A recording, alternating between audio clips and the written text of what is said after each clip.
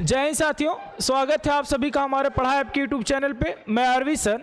हम लोग डेली जो मैथ के 5 सुपर सीरीज को क्वेश्चन को देखते हैं उसी को कंटिन्यू रखते हुए आज भी हम लोग मैथ के 5 सुपर सीरीज क्वेश्चन को देखेंगे। मैथ के 5 क्वेश्चन को यदि आप किसी भी एग्जाम की प्रिपरेशन कर रहे हो तो आप यहाँ पढ़ाई ऐप से जुड़े और अपने किसी भी एग्जाम का यहाँ से अच्छे से प्रिपरेशन कर सकते हैं। तो चलिए आइए आज का क्वेश्चन देखते हैं हम लोग। आज का पहला क्वेश्चन है आपका,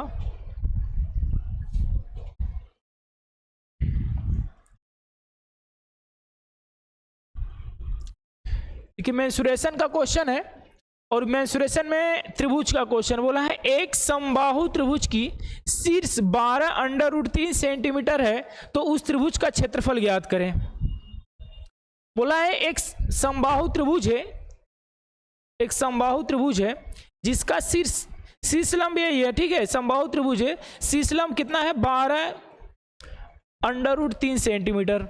और आपको हम त्रिभुज पढ़ाए हैं समबाहु त्रिभुज, उसमें बताया कि जो रेशियो होता है टोटल शीर्ष का रेशियो 3 रेशियो होता है। भुजाओं की बात करें तो 2√3 होता है और ये भी 2√3 का होता है, यानी 3 रेशियो का मान 12√3 सेंटीमीटर दिया है। 3 रेशियो का मान 12√3 सेंटीमीटर है, क्योंकि सर एक रेशियो का मान निकालेंगे तो 4√3 सेंटीमीटर आ जाएगा। एक रेशियो का मान कितना आ जाएगा 4√3 सेंटीमीटर। देखिए क्षेत्रफल के लिए, त्रिभुज के क्षेत्रफल के लिए 1/2 आधार इंटू ऊंचाई, ये फॉर्मूला होता है। कोई भी त्रिभुज हो उसके लिए 1/2 आधार इंटू ऊंचाई का हम लोग इस फार्मूले से हम लोग उसको सॉल्व करेंगे। देखिए ऊंचाई आपका दे रखा है 12√3, एक रेशियो का मान 4√3 है तो 2 रेशियो का मान हो जाएगा 4 दूना के 8, 8 3 के 24, यानी भुजा कितना पता चल गया 24 सेंटीमीटर। भुजा कितना पता चल गया 24 सेंटीमीटर और ऊंचाई दिया है 12√3 सेंटीमीटर। तो एरिया निकाल लेंगे हम लोग। एरिया 1/2 आधार 24 ऊंचाई 12√3, 2 से काटेंगे 12 बार में, 12 बार ही हम 144 √3 सेंटीमीटर इस सवाल का राइट आंसर हो जाएगा। अगर ऑप्शन की बात करें तो ऑप्शन नंबर बी इस सवाल का राइट आंसर होगा। एक बार फिर समझ लीजिए, बहुत बेहतरीन क्वेश्चन है। देखिए समबाहु त्रिभुज के लिए आपको हम बताए हैं कि जो भुजाएं होंगे 2:3 में मानेंगे। कितना मानेंगे 2:3 में, और टोटल जो ऊंचाई होगी उसको 3 में, उसकी कितना मानेंगे 3 रेशियो में। बोला है एक समबाहु त्रिभुज का शीर्ष लंब, शीर्ष यानी ऊंचाई दिया है, ऊंचाई कितना दिया है 12√3 सेंटीमीटर, यानी 3 रेशियो का मान 12√3 सेंटीमीटर है, एक रेशियो का मान 4√3 सेंटीमीटर आ जाएगा। भुजा निकालेंगे, एक रेशियो का मान 4√3 तो 2 रेशियो का मान कितना हो जाएगा, यहाँ पे देखिए 2√3 का मान हो जाएगा 4 दूना के 8, 8 3 के 24, यानी भुजा पता चल गया कितना 24 सेंटीमीटर। मान रख देंगे, आधार पता चल गया 24, ऊंचाई दिया है 12√3, सॉल्व करेंगे 144, इस सवाल का क्या हो जाएगा राइट आंसर। चलिए ठीक है, तो आगे बढ़ते हैं, क्वेश्चन नंबर 2 देखते हैं। क्वेश्चन नंबर 2 क्या कह रहा है, 2 समान लंबाई की ट्रेन किसी खंभे को क्रमशः 7 सेकंड और 9 सेकंड में पार करती हैं।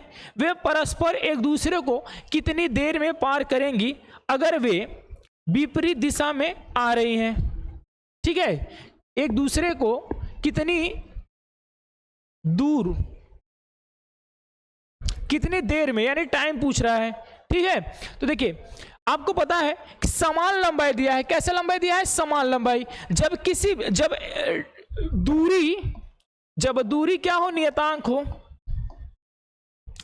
जब दूरी नियतांक होता है तो जो स्पीड का रेशियो होता है, टाइम के रेशियो क्या होता है, व्युत्क्रमानुपाती, आपको हम पढ़ा चुके हैं टाइम एंड डिस्टेंस में। जो स्पीड का रेशियो होगा, जब दूरी नियतांक हो तो जो स्पीड का रेशियो होगा, समय के रेशियो क्या होता है, व्युत्क्रमानुपाती होता है। समय का रेशियो दे रखा है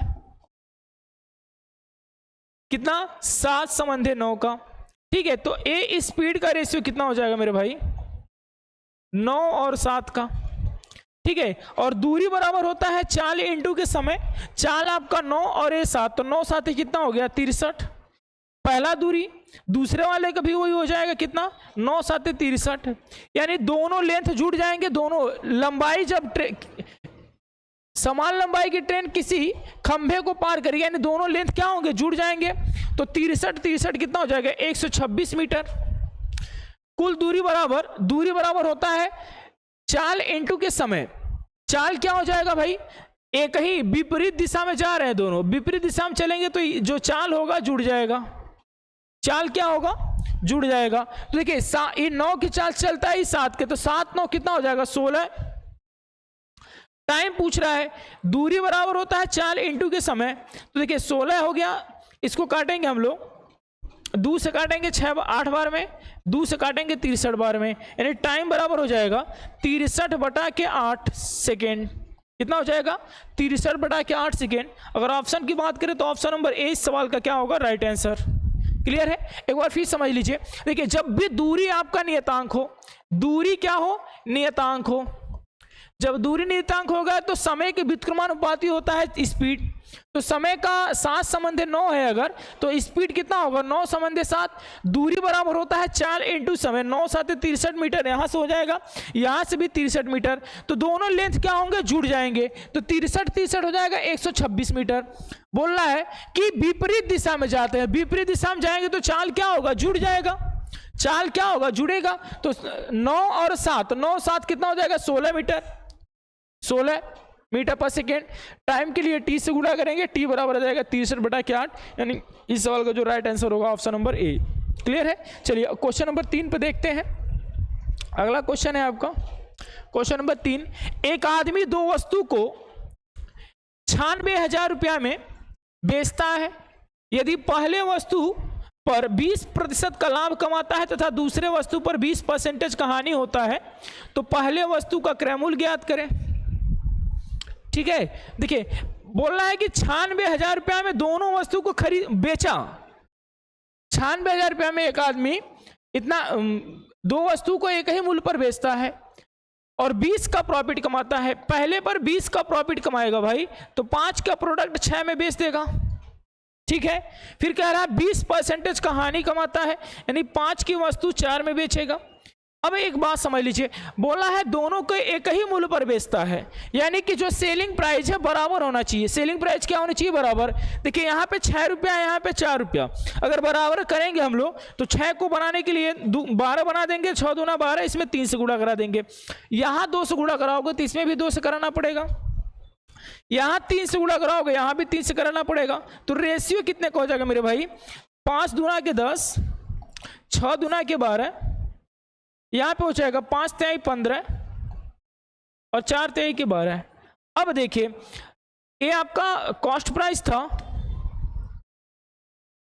और ये आपका सेलिंग प्राइस था। आपने 25 रुपया को खरीदा और बेचा कितने में, 24 रुपया में।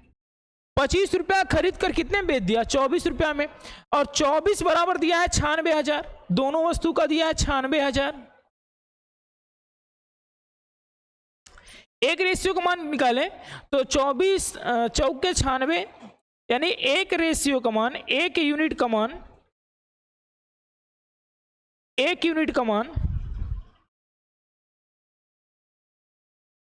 4,000 हो जाएगा। एक यूनिट का मान कितना हो जाएगा, 4,000। आपसे बोल क्या रहा है कि पहले वस्तु का क्रय मूल्य ज्ञात करें। पहले वस्तु का सीपी 10 है, तो 10 रेशियो का मान निकालेंगे। एक यूनिट का मान 4,000, तो 10 रेशियो का मान कितना हो जाएगा, कहोगे सर 40,000। कितना 40,000, यानी पहले वस्तु का जो क्रय मूल्य था वो कितना था, 40,000। आपसे पूछ सकता है कि दूसरे वस्तु का भी जो क्रय मूल्य था कितना था, तो 15 चौके 60, 6,000 हो जाता। और आपसे ये भी पूछ सकता है कि दोनों को खरीद के कितना में लाया था, तो एक रेशियो का मान 4 है, तो 25 रेशियो का मान कितना होगा, 25 रेशियो का मान 1 लाख हो जाएगा। आपसे ये भी सवाल पूछ सकता है कि कितने परसेंटेज का टोटल लेन देन में हानि हुआ या लाभ हुआ। तो देखिए 25 रुपया खरीद के 24 रुपया में बेचा, तो एक का हानि हुआ 25 पे। परसेंटेज के लिए बात करें तो 100 से गुणा कराएंगे, यानी 4% की हानि हो जाएगी। अगर हानि भी कभी कभी एग्जाम में हानि पूछता है, तो हानि की बात करें तो कितना परसेंटेज, 4%। क्यों, क्योंकि देखिए 25 रुपया में खरीद के 24 रुपया में बेचा है, तो एक की हानि हो रही है किस पे, 25 पे। परसेंटेज के लिए 100 से गुणा कराएंगे, 4% की हानि हो जाएगी। लेकिन यहाँ पे बात क्या, पहले वस्तु का सीपी बताइए। पहले वस्तु का सीपी 10 है, एक यूनिट का मान 4,000, तो 10 यूनिट का मान हो जाएगा 40,000, यानी ऑप्शन नंबर 20 सवाल क्या हो जाएगा, राइट आंसर। क्लियर है, चलिए आगे बढ़ते हैं। क्वेश्चन नंबर 4 देखते हैं। क्वेश्चन नंबर 4 क्या कह रहा है किसी धन पर 2 वर्ष का साधारण ब्याज 160 रुपया है जबकि चक्रवृद्धि ब्याज 164 रुपया है, तो ब्याज की दर याद कीजिए। बहुत अच्छा क्वेश्चन है, देखिए पेपर में आया हुआ, यूपी पुलिस में पेपर में आया हुआ क्वेश्चन है। देखिए 2 वर्ष का जो एससीआई है, पहले हम लोग 1 वर्ष का निकालेंगे, 1 वर्ष का एसआई निकालेंगे तो आप कहोगे सर 2 वर्ष का अगर 160 रुपया है तो 1 वर्ष का एसआई कितना होगा 80 रुपया, क्योंकि एसआई हमेशा क्या होता है बराबर होता है, तो 1 वर्ष का एसआई कितना हो जाएगा 80 रुपया। उसी प्रकार से देखिए 80 रुपया पर अगला बार में कितना ब्याज बढ़ा है 84 हुआ है, चक्रवृद्धि ब्याज कितना बढ़ा है 84, सीआई की बात करें तो कितना है 84, क्योंकि 1 वर्ष तक एसआई और सीआई दोनों बराबर होते हैं, 1 वर्ष तक एसआई भी बराबर होगा ब्याज और 1 वर्ष तक सीआई भी बराबर होगा दोनों ब्याज। तो यहाँ पे देखिए ब्याज के रूप में कितना 80 से कितना बढ़ रहा है 84, यानी 4 की वृद्धि हो रही है। कहोगे सर कितने पे, तो कहोगे 80 पे। परसेंटेज के लिए किससे गुणा कराएंगे 100 से, 20 से काटेंगे 5 बार में, 20 से काटेंगे 4 बार में, 4 से 4 कंप्लीट कट जाएगा। रेट कितना रहा होगा 5% की रेट रहा होगा। ऑप्शन की बात करें तो ऑप्शन नंबर ए इस सवाल का राइट आंसर होगा। ठीक है, क्लियर है। 2 वर्ष का 160 रुपया था तो 1 वर्ष का 80, एसआई और सीआई 1 वर्ष तक बराबर होते हैं तो 1 वर्ष तक यहाँ भी 80 रुपया रहा होगा, लेकिन 84 रुपया हो रहा है, यानी 4 रुपये की वृद्धि हो रही है अगले वर्ष में। किस पे 80 पे। परसेंटेज के लिए किससे गुणा 100 से। रेट की बात करें तो 5%। बहुत बेहतरीन सा क्वेश्चन है जो हर बार पेपर में आ जाता है। ठीक है, चलिए आगे बढ़ते हैं, अगला क्वेश्चन देखते हैं, क्वेश्चन नंबर 5 ये क्या कह रहा है। चलिए पढ़ते हैं एक बार क्वेश्चन। किसी परीक्षा में एक विद्यार्थी को उसके प्रत्येक सही उत्तर के लिए 4 अंक दिए जाते हैं तथा प्रत्येक गलत उत्तर के लिए 2 अंक काट दिए जाते हैं। आप भी जब पेपर देने जाते होंगे माइनस मार्किंग का एक कोई नाम होता है, जिससे कि एक क्वेश्चन करेंगे 2 अंक मिलता है और गलत करने पे आधा अंक काट लिए जाते हैं, उसी टाइप का क्वेश्चन है। एक क्वेश्चन सही कर रहा है तो 4 अंक मिल रहे हैं, एक क्वेश्चन गलत कर रहा है तो 2 अंक काट लिए जाते हैं। यदि विद्यार्थी परीक्षा के सभी 75 प्रश्नों के उत्तर दिया, कितने प्रश्न के दिया जवाब 75 प्रश्न के उत्तर देता है और उसे कुल 150 अंक प्राप्त होते हैं, तो उसने कितने सही उत्तर किया था। कभी कभी पूछ लेगा कितने गलत किए थे या कितने सही किए थे। चलिए देखिए ऐसे सवाल में, इंपॉर्टेंट सवाल है, ऐसे सवाल में आप एलिगेशन हम लोग लगाएंगे। देखिए हम क्या कर रहे हैं कि अगर एक क्वेश्चन के लिए 4 नंबर मिलते हैं, एक प्रश्न के लिए 4 अंक मिलते हैं,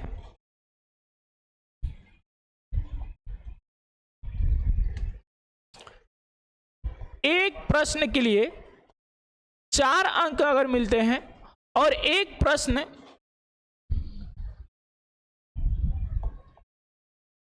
गलत होने पे 2 अंक काट लिए जाते हैं। काटने का मतलब कि सही में से काट लिया यानी माइनस कर रहा है। तो हम लोग करेंगे क्या, अगर हम मान ले कि 75 के 75 सही प्रश्न किया होता, सभी के सभी प्रश्न सही किया होता, तो मेरे भाई कितना अंक पाता। यहां पे सही लिख दे रहे हैं, यहां पे गलत। 75 के 75 सही किया होता, यानी 75 के 75 सही किया होता तो 75 चौके 5 चौके 20, 7 5 35, 7 चौके 28, 75 चौके 300, कुल कितना अंक पाता 300 अंक। ठीक है, अगर 75 के 75 सही किया होता और हर एक क्वेश्चन के लिए 4 नंबर मिलता तो कितने अंक पाता वो 300 अंक पाता। क्लियर है। अगर 75 के 75 गलत कर दिया होता, मान लेते हैं कि सभी प्रश्न क्या कर दिया, गलत कर दिया, 75 के 75 क्वेश्चन गलत कर दिया तो माइनस के 150 अंक पाता। कितना अंक पाता, माइनस के 150 अंक पाता। और कुल कितने अंक पा रहा है मेरे भाई 150 अंक, टोटल 150। एलिगेशन लगाएंगे, 300 में से 150 चला जाएगा, 150 बच जाएगा। और देखिए 150 में से माइनस के 150 घटाएंगे तो आप कहेंगे सर 300 हो जाएगा। क्लियर है भाई, 150 में से माइनस के 150 घटाओ कितना होगा 300। रेशियो बनाएंगे तो 2 संबंध है कितना का 1, 2 1 3 रेशियो का मान दिया है 75 क्वेश्चन, एक क्वेश्चनों का रेशियो आया है, सही प्रश्न का और इधर गलत प्रश्न का। सही प्रश्न अगर 2 है तो गलत प्रश्न कितना है 1 है, यानी 3 प्रश्न के बराबर 75 दिया है। एक रेशियो का मान कहोगे सर 25 हो गया, एक रेशियो का मान कितना हो गया मेरे भाई 25, एक रेशियो का मान 25। आपसे पूछ रहा है सही कितना किया, तो सही किया 50 क्वेश्चन और गलत कितना किया तो कहोगे सर 25 क्वेश्चन। तो गलत और सही दोनों पूछ सकता है। इसमें क्या पूछा है, सही प्रश्नों कितने जवाब दिए, तो 50 प्रश्न सही किया, ऑप्शन नंबर बी इस सवाल का राइट आंसर हो जाएगा। ठीक है, कल को गलत पूछेगा तो कितने गलत किए, 25 क्वेश्चन। ठीक है, ऐसा क्वेश्चन जब भी मिले आप एलिगेशन लगाइए तुरंत। क्या है प्रोसेस समझ लीजिए, अब कुछ नहीं करना है आपको, जितने क्वेश्चन वो परीक्षा में कर रहा है, 75 क्वेश्चन अगर कर रहा है तो आप मान लीजिए कि 75 के 75 सभी सही कर दिया, तो सभी सही करेगा तो 300 अंक मिलेंगे, और सभी गलत करेगा तो एक क्वेश्चन के लिए 2 अंक काटे जाते हैं, तो 75 के लिए 150 अंक काटे जाएंगे। और कुल पूर्णांक दिया है, कुल टोटल दिया है कि 150 अंक मिलते हैं उसको। एलिगेशन लगा देंगे, आपका यहां से रेशियो पता चल जाएगा किसका, ये सही प्रश्नों का, ये गलत प्रश्नों का, यानी 2 1 3 3 रेशियो का मान 75 दिया है, 1 रेशियो का मान 25। तो सही का पूछेगा तो 50 क्वेश्चन सही, गलत का पूछे तो 25। यहां पे सही पूछा है तो ऑप्शन नंबर 20 सवाल का राइट आंसर होगा। क्लियर है? तो दोस्तों